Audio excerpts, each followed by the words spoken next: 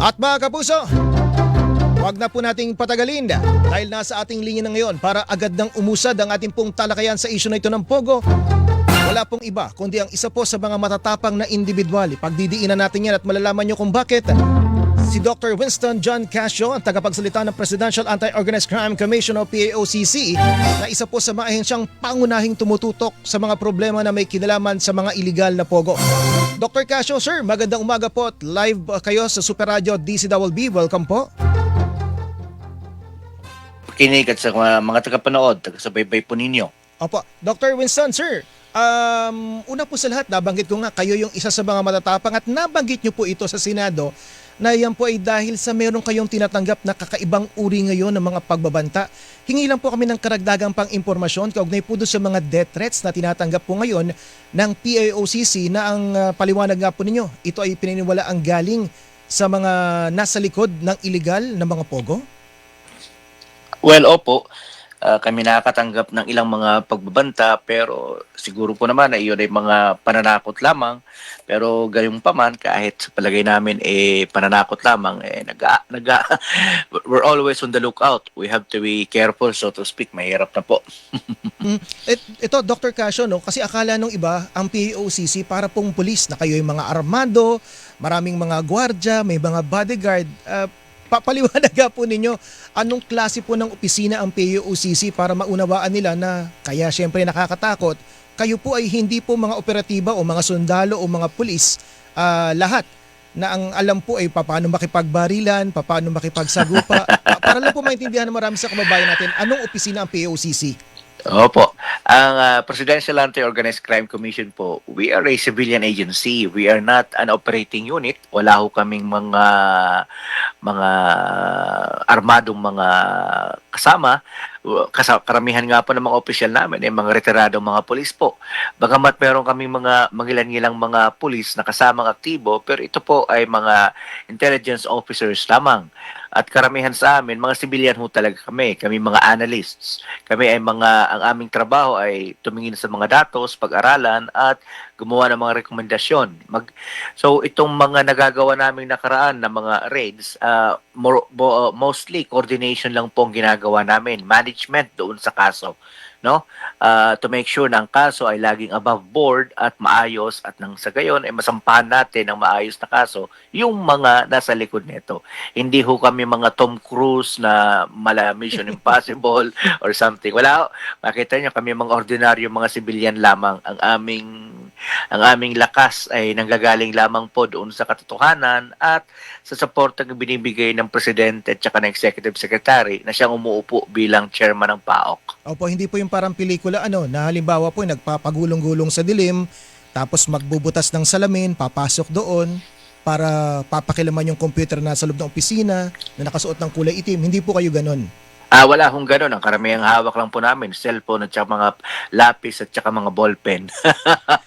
Opo, sir, doctor, isa po sa mga nababanggit niyo po palagian, ito lang unahin ko na kasi syempre mahalaga rin yung tulong ng mga kababayan natin.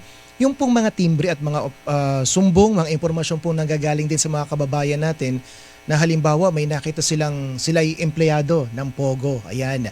Nakita nilang mayroong kakaibahan na para bang may sinaktan, mayroong kabilang po ito sa mga pinagbabatayan po ninyo, no, para magkaroon kayo ng investigasyon sa mga establishmento na pinaghihinala ang illegal na nag-ooperate as Pogo at mayroon pong mga nangyayaring illegal na mga aktibidad.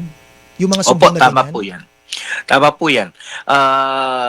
Karamihan, yung what precipitates our actions are complaints like that, mga reports like that, mga torture, kidnapping, human trafficking, and the like.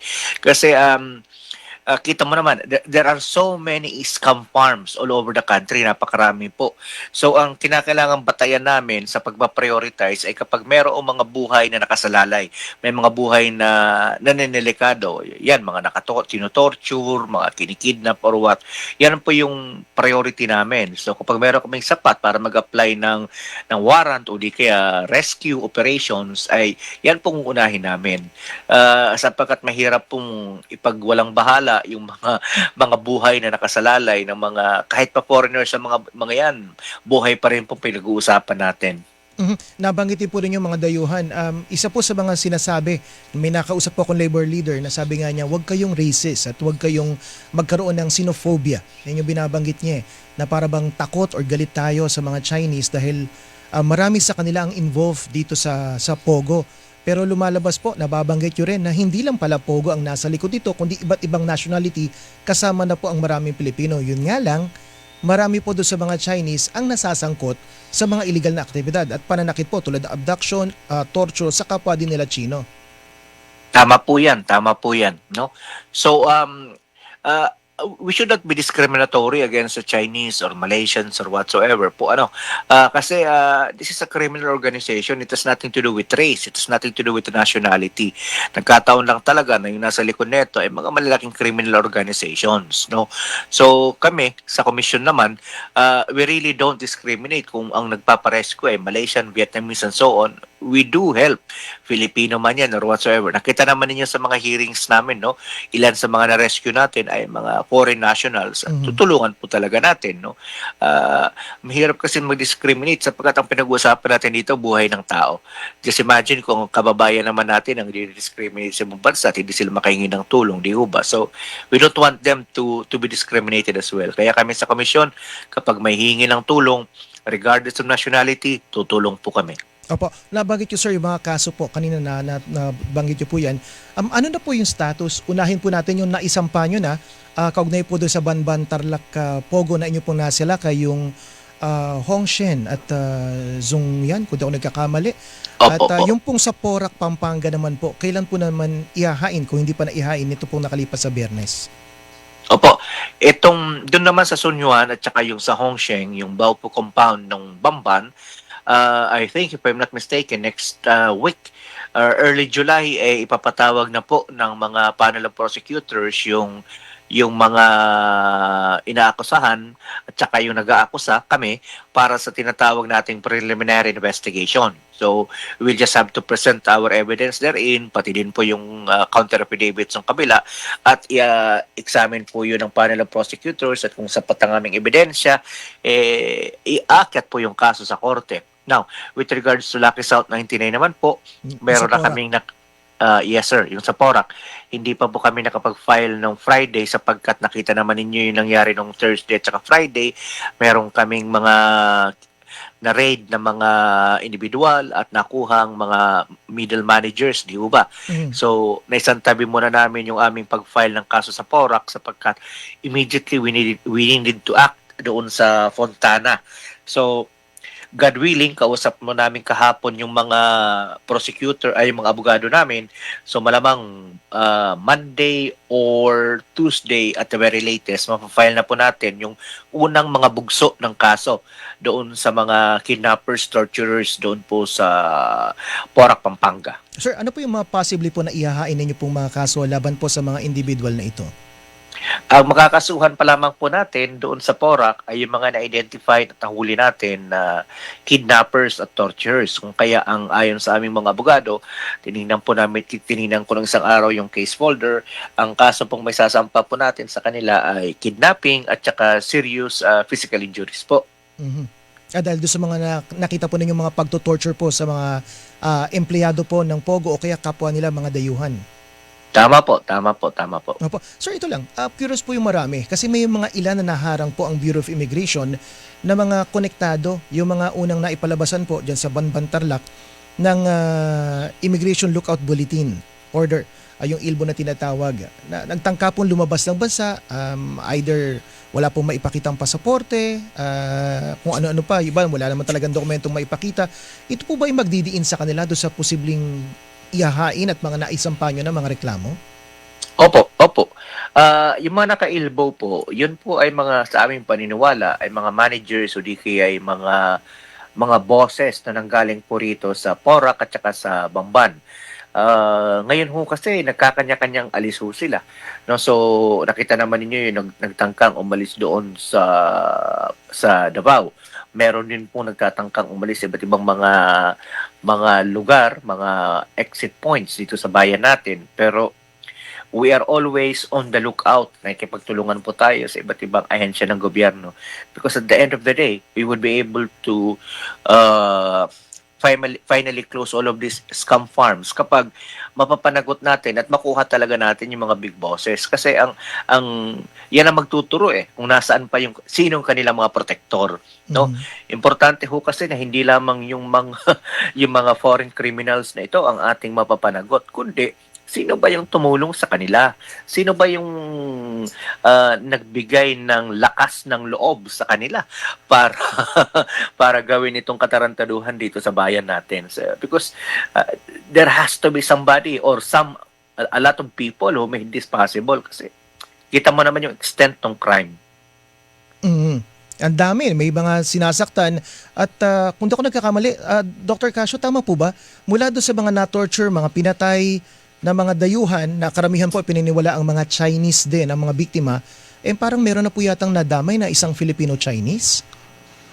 Ah, hindi ako sure kung saan ang galing yung Filipino-Chinese pero wala akong nakita pang Mhm. ganyang datos. Pero posible, pero Mhm. most of the victims na nakita namin ay itong mga Malaysians, Hmm. Vietnamese, and Chinese, no?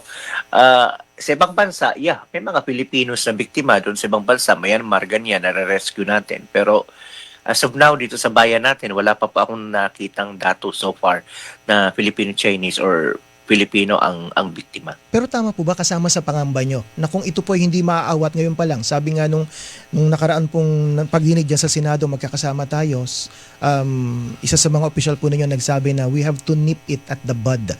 Sabi nga bago pa tuluyang bumukas yung bulaklak, kailangan mo nang putulin dahil ang pangamba, baka lumagpas hindi lang sa kapwa nila dayuhan, kundi may madamay ng lokal kung hahayaan po yung mga nakakapasok na criminal elements. Opo, actually, ang kinakatakot namin, ako personally, ang kinakatakot ko, mag-evolve ito into in such a point that it becomes indigenized, no? Lokal na. Kapag dumating ang punto na itong mga Filipino na nasanay namang scam.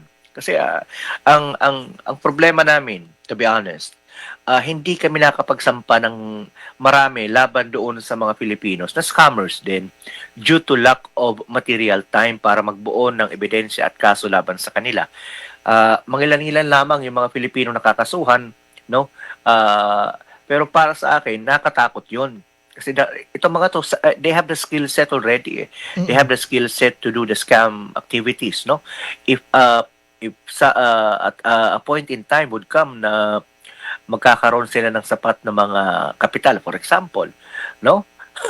Kasi marami namang Filipino criminal organizations din. Paano kung magbuo sila ng grupo na ganito rin talaga ang gagawin? Wala nang foreigners, wala nang galing sa ibang bayan, kundi sila-sila na lang. Mas mahirap yun sapagkat madali nilang mapapapaniwala at madali nilang mabubuo yung kanilang criminal organization.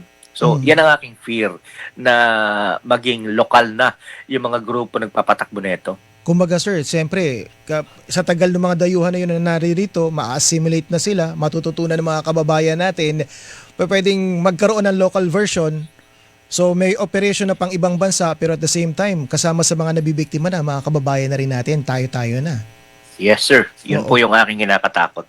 Oh, sir, ito lamang po may mga lumulutang na may mga nasasangkot ng mga dating opisyal, gaano kahalaga na dapat para sa inyo po sa PAOK na malinawan din ito na allegedly may mga dating opisyal bukod sa mga nababanggit ngayon na mga nakikipagtulungan.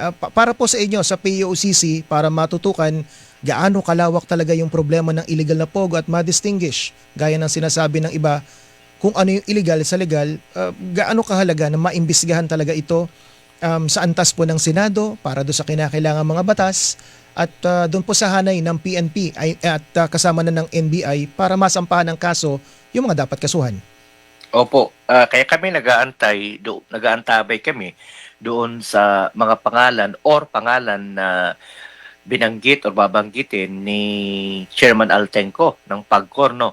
Sapagkat titignan namin kung meron kaming sapat na ebidensya laban doon sa kanya binabanggit halimbawa na protektor o di kaya dating miyembro ng gabinete. Yung sapagkat ang malaking problema talaga nito is if there are government officials who facilitate or enable the commission of this crime, then how would we be able to, so to speak, end this problem once and for all? Tandaan natin na yung delineation between legal and illegal is very fine.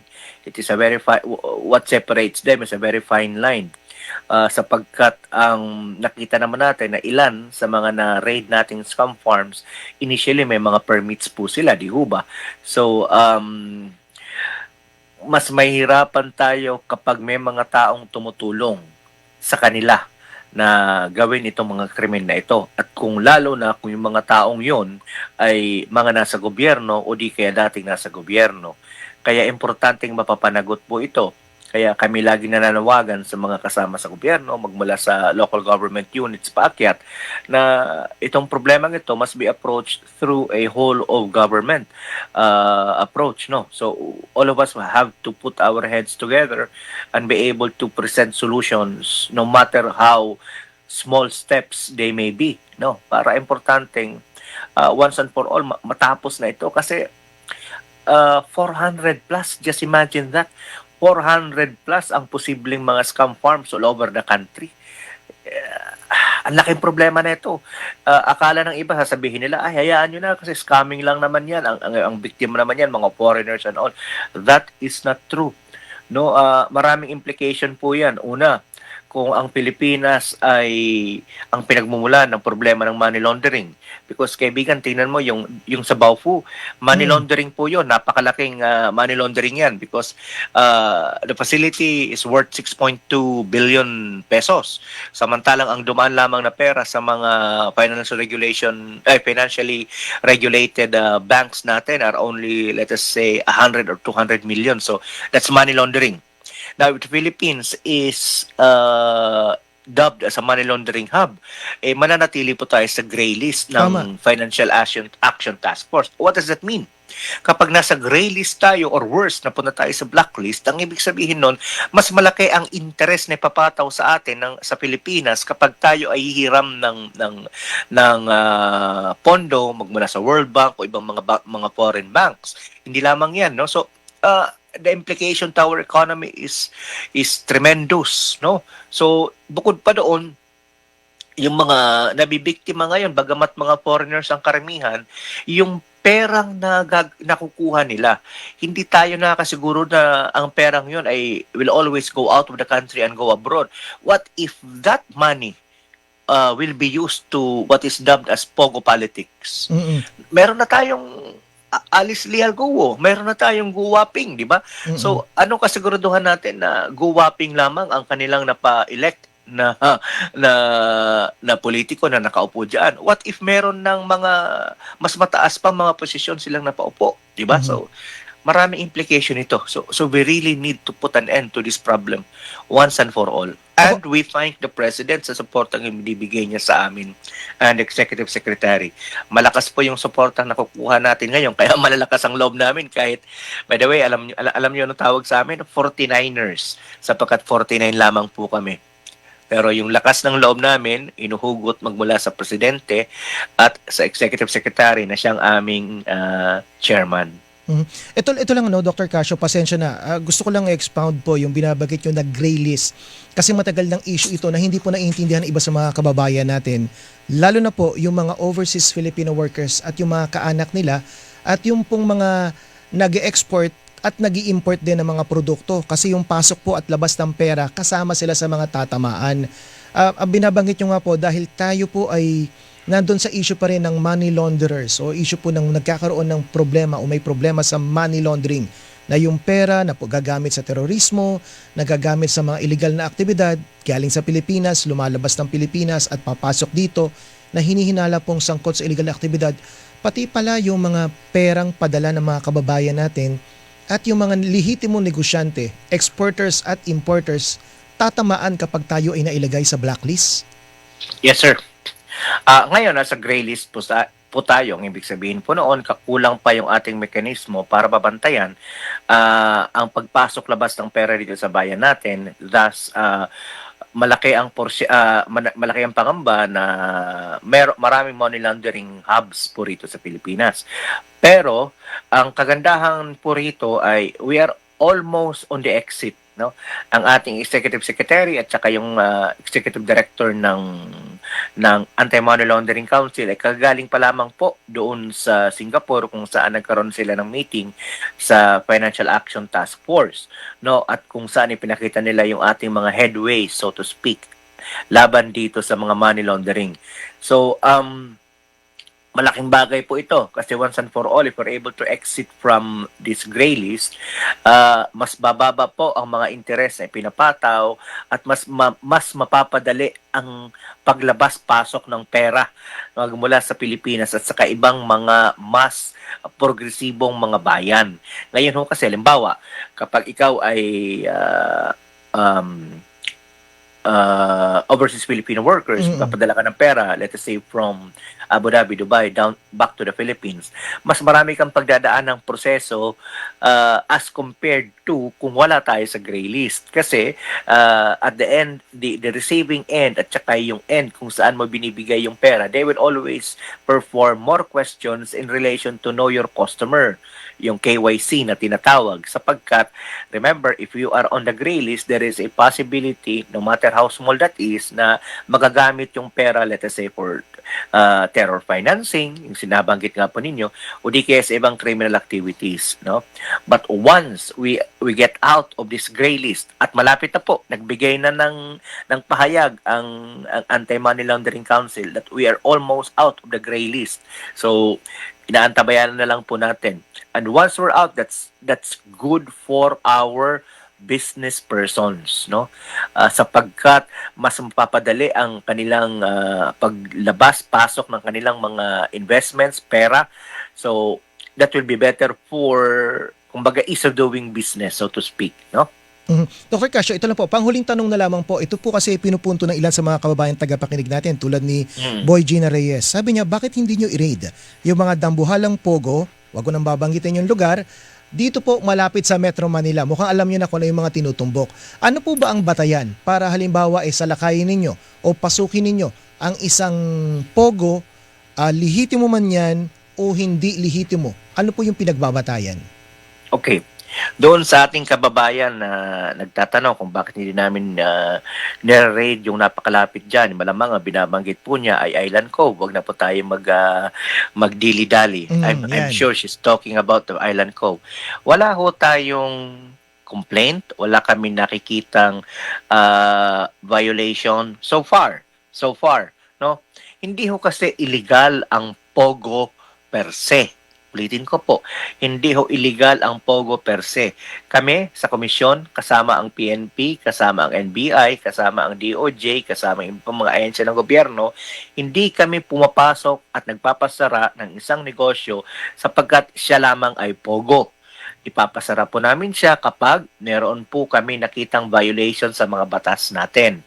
No matter how trivial the violation may be.